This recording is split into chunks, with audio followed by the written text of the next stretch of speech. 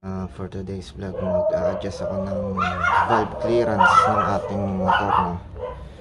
Kasi medyo malagitik na. So maingay na siya. Kailangan na ng adjust. Para sa pag-a-adjust ng ating valve clearance ng budget CT125, so kailangan natin ng 9mm. Yan, para sa valve tappet. Tapos feeler gauge. Yun. Tapos kailangan natin ng makita 8mm to na close range para dito, tsaka dyan. Yun, let's go.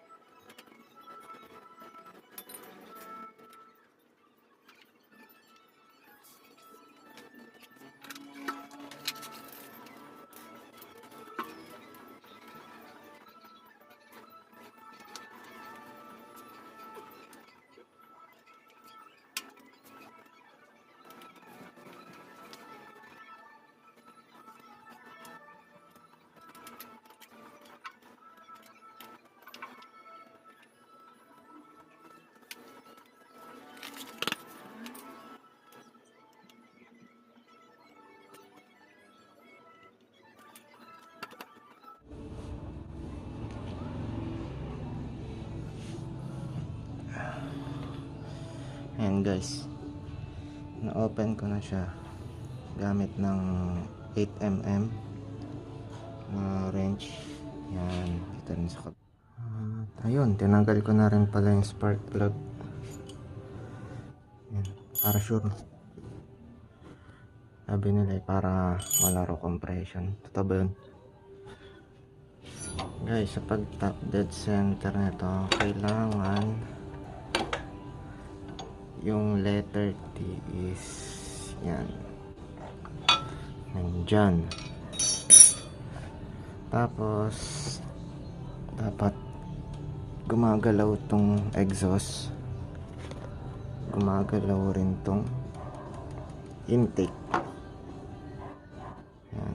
Kasi pag tawag na dito, pag naka top dead center tapos tukod pa rin yung dalawang yan, ito naka top dead center tapos tukod pa rin to,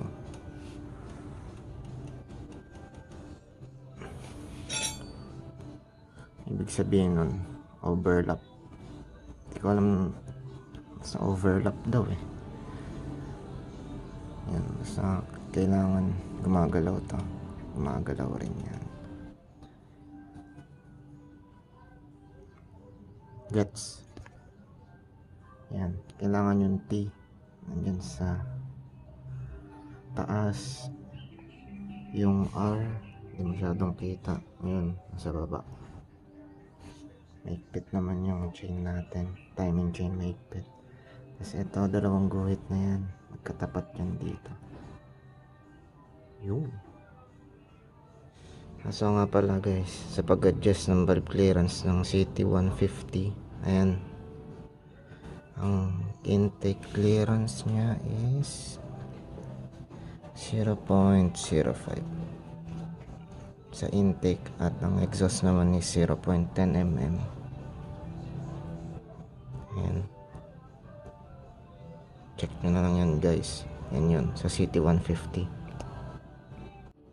Yan, 0.10mm sa exhaust dyan.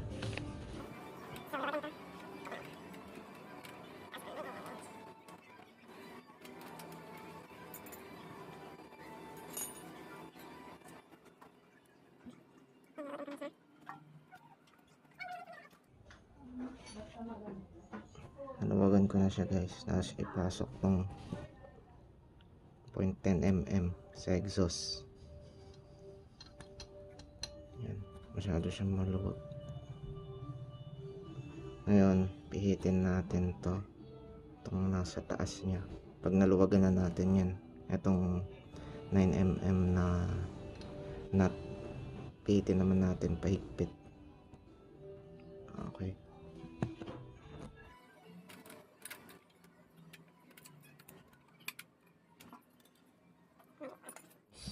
Tapos na tayo dito sa exhaust valve. Ayan. Kailangan pag nilusot nyo siya, yan, hindi siya sobrang higpit, hindi rin siya sobrang luwag. Sumasabit siya, mararamdaman sumasabit. Ayan. May play siya. Tapos next naman itong intake. Ayun, mahirap siyang guys, tinanggal ko muna yung puwat tsaka gas tank kasi nahirapan akong pasok to, merong gas tank. And mas okay naman, maluwag na.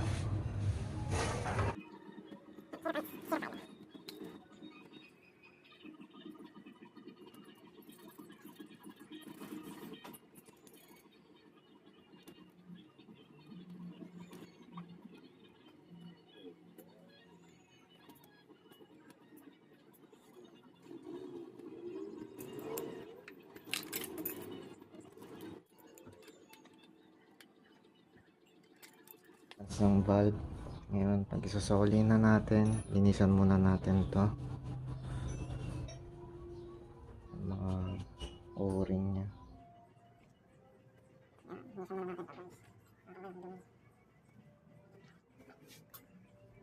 lang guys, itong paumbok parating valve ano natin dito.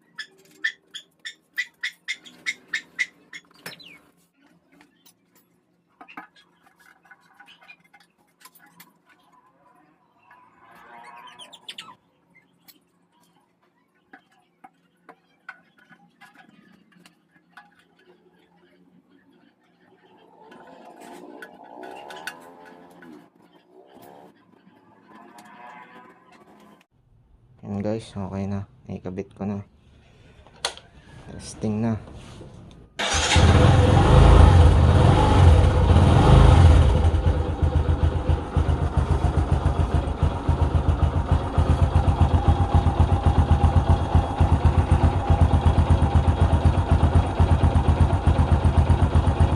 Yan guys, okay na, wala na siyang lagitik.